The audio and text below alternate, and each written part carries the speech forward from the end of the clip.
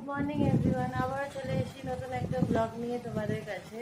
এখন আমরা রেডি হয়ে গেছি, আর এই হচ্ছে আমাদের ম্যারেজ। দেখতেই পাচ্ছ আমি তো অনেকক্ষণই রেডি হয়ে গেছি, কিন্তু তোমাদের দাদা এখনো অবধি রেডি হয়ে উঠতে পারেনি। তো তোমাদের দাদা উবেরটা বুক করলেই আমরা বেরিয়ে যাব। হাই বলো। তো তোমাদের দাদা এখন উবেরটা বুক করবে, এখানে উবেরটা বুক করছে দেখতেই পাচ্ছ। তো আমাদের গাড়ি এসে গেছে, আর আমি আমার বাবা মাকে টাটা করে আমরা দুজনে বেরিয়ে পড়েছি মানে স্টেশনে যাওয়া বলে। তো বাইরেটা পুরো ফাঁকা দেখতেই পাচ্ছ তোমরা, মানে কোনো লোক নেই, শুধু মানে বড় বড় শুধু লরি চলছে। তো বেশ ভালোই লাগছে আশেপাশেটা দেখতে।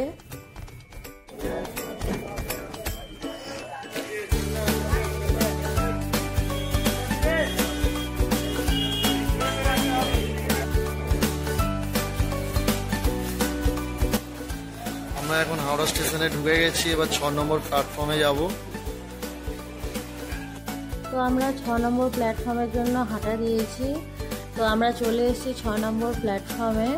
তাহলে চলো আমরা প্ল্যাটফর্মের দিকে এগোই, তারপর কথা বলছি।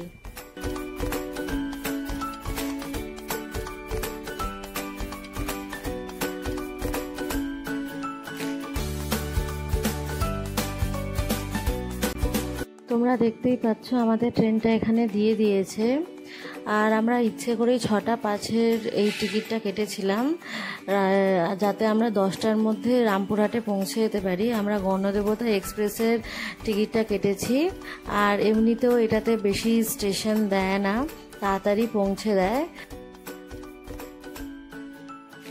তো আমার পক্ষে তো খুবই ভালো, যারা দিনের দিন গিয়ে তারাপীঠে মন্দিরে পুজো দিতে চাও তারা এই ট্রেনে রিজার্ভেশন করে আসতে পারো, কারণ 6টা 5-এর ট্রেন থাকে, আর 10টার মধ্যে তোমাদেরকে রামপুরহাটে মানে পৌঁছে দেবে।